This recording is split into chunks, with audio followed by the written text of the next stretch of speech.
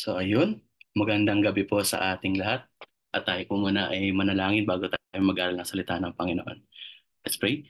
Lord, thank you po sa gabing ito, Panginoon, na muli kami, Panginoon, ay nagkasama-sama upang mag-aral ng inyong salita at manalangin, Panginoon. Lord, gamitin niyo po ako as yung mouthpiece, Panginoon, ng inyong salita at buksan niyo po ang aming mga isip at puso't isipan namin, Panginoon, sa nais niyo pong sabihin sa amin. Maraming maraming salamat po sa pangalan ni Jesus. Amen. Yan. So ayun, kumusta po tayong lahat? Magandang gabi po sa inyong lahat. So ayun, since tayo po ngayon ay prayer meeting, ang ating pag-uusapan po ay tungkol sa prayer. At ayan po, umpisa natin meron po akong pinrepare na slides po para sa atin. At ayan, ang topic po natin ay about prayer. At ang title din po natin is The Prayer. Ayan, pasensya na po kayo, talagang pinag-isipan ko po yung title natin yan. So ayun, question lang po sa atin mga kapatid. Minsan po ba sa buhay natin bilang Kristiyano, natanong na ba natin sa sarili natin na why do we need to pray? Why do I need to pray? Bakit ba ako nananalangin?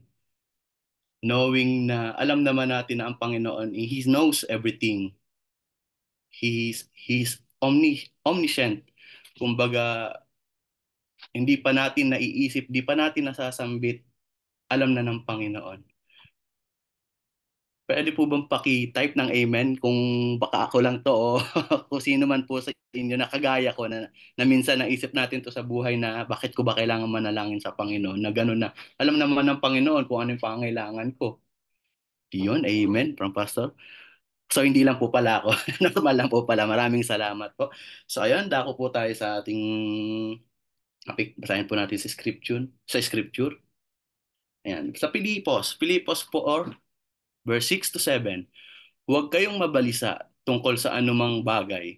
Sa halip, hingin ninyo sa Diyos ang lahat ng inyong kailangan sa pamamagitan ng panalangin, may pasasalamat.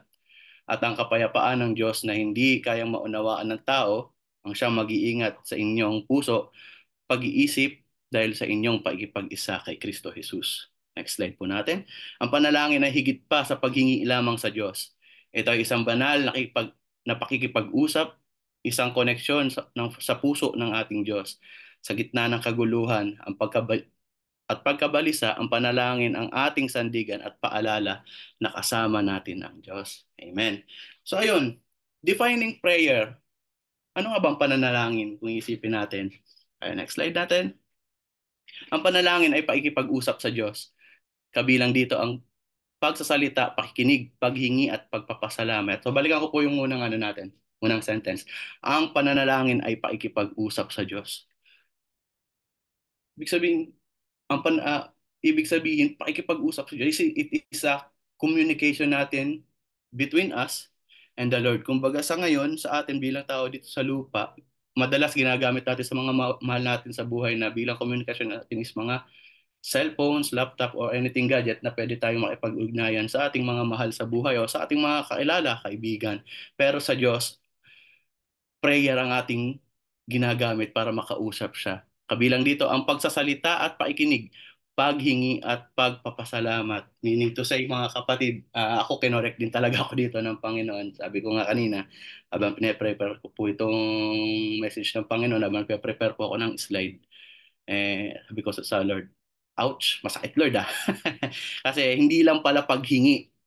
Kumbaga na-remind ako dito ng Panginoon, hindi lang paghingi kung bakit tayo nananalangin sa Diyos. Minsan kasi sa atin, ah, parang ginagawa na natin genie. Genie ang Panginoon na kung saan meron tayong takore na pag hinimas natin may lalabas at magsasalitang, your wish is my command.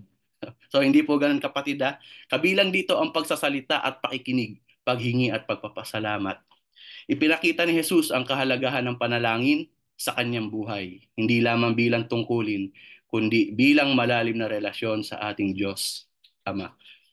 Sabi sa Lucas 5, verse 16, ngunit si Jesus naman ay pumupunta sa mga ilang na lugar upang manalangin. So ayun kapatid, even Jesus Christ, He prayed.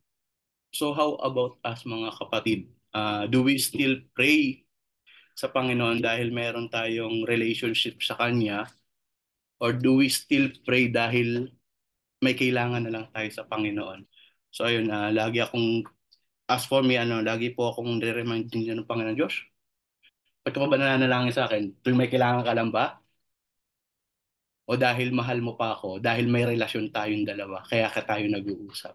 So ayun, next slide po tayo. Yan. Why should we pray? Bakit nga ba natin kailangan manalangin? Or bakit nga ba? Ito yung tanong ko kanina eh. Kaunahan. Bakit nga ba natin kailangan manalangin? So ito po. Number one, to align our hearts with God's will. So, possible pala yun sa pananalangin, pwedeng ma-align yung puso ko. Matthew 6, verse 10, naway maghari ka sa amin, sundin nawa ang inyong kalooban dito sa lupa, tulad ng sa langit. O nga naman, baka mamaya, puro pagsasambit na lang tayo sa Panginoon ng mga plano natin sa buhay, not knowing na kung ano yung gusto ng Panginoon sa ating buhay. Kasi, Panginoon, sabi ko nga kanina, He is all-knowing God. Alam niya ang lahat, even yung the best sa yung buhay. Siya lang ang nakakaalam. Kaya sabi po nga dito sa Matthew, naway maghari ka sa amin, sundin nawa ang inyong kalooban dito sa lupa tulad ng sa langit. Kasi kung hindi na tayo naka-align sa will ng Panginoon sa buhay natin, delikado po tayo dyan mga kapatid. So ayun, malaking tulong po ito sa atin kung bakit kailangan po nating manalangin. Number one nga po, to align our hearts with God's will. At pangalawa po, to find peace in the midst of trouble. Napakaganda po nito mga kapatid kasi ito yung number one na hindi kayang bilhin ng pera dito sa lupa. Yung peace na meron tayo galing sa Panginoon. Filipos 4, verse 6 to 7, huwag kayong mabalisa tungkol sa anumang bagay sa halip.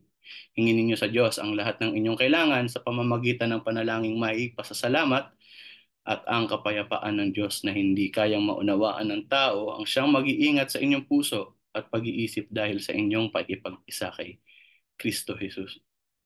Sabi mga kapatid, even yung mga mayayamang tao, kahit sino kakilala nating mayaman, kung walang Heso Kristo, ito yung lamang natin sa kanila, meron tayong peace na hindi kayang bilhin ng pera. Okay, point number three, to experience spiritual growth and intimacy. So ayun, lumapit kayo sa Diyos at lalapit siya sa inyo.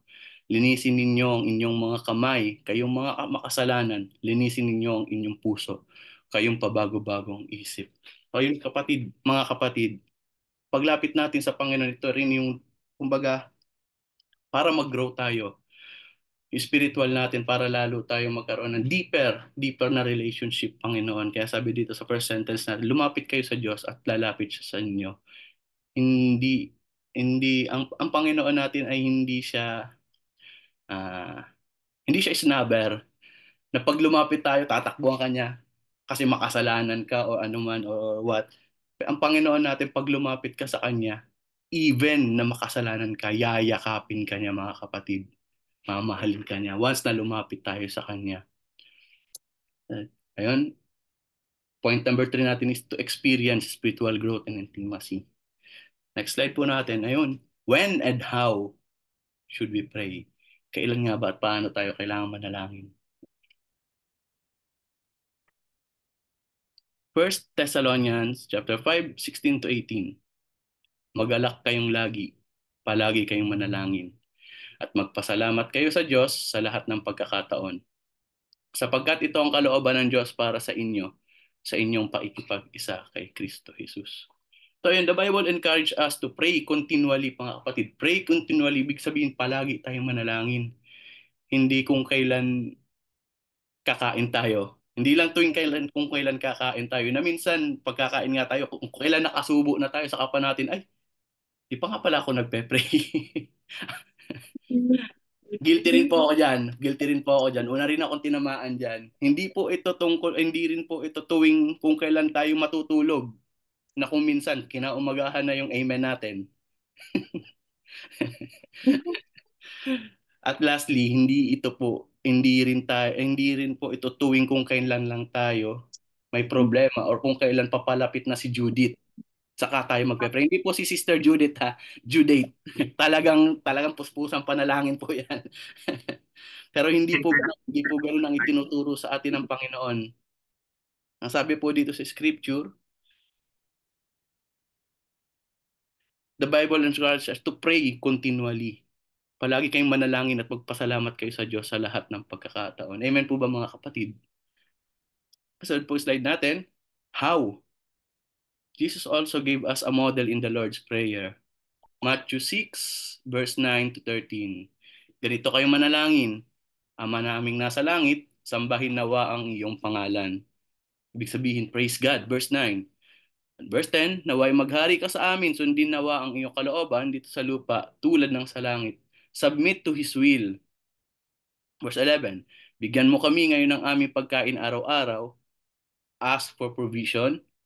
Verse 12, at patawarin mo kami sa aming mga kasalanan tulad ng pagpapatawad namin sa mga nagkasala sa amin.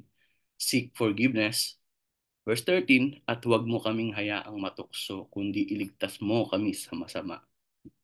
Request protection and guidance, mga kapatid. Ito yung format na, ano na sa atin ng Panginoong Hesukristo sa laman ng ating pananalangin. Praise God, submit to His will, or acknowledge Him, ask for provision, seek forgiveness, request protection and guidance.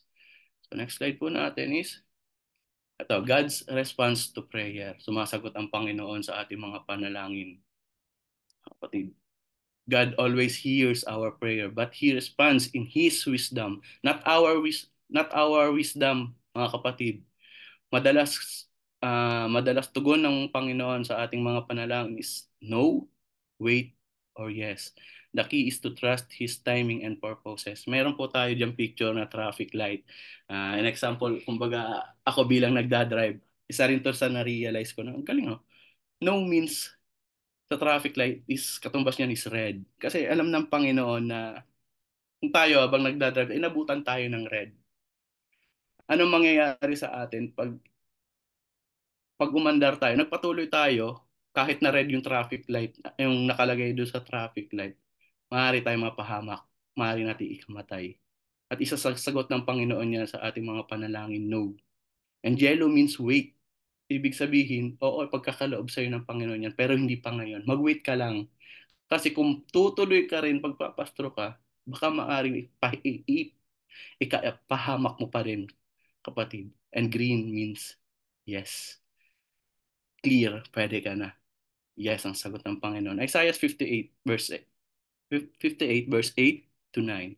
Ang sabi ni Yahweh, ang aking kaisipan ay hindi nyo kaisipan. Ang inyong kaparaanan ay hindi ko kaparaanan. Kung paanong ang langit ay mas mataas kaysa lupa, ang aking kaparaanan ay higit kaysa inyong kaparaanan. At ang aking kaisipan ay hindi maaabot ng inyong kaisipan. Ang Panginoon ay hindi natin kagaya mag-isip, mga kapatid. Mas alam niya kung ano yung mas the best para sa atin.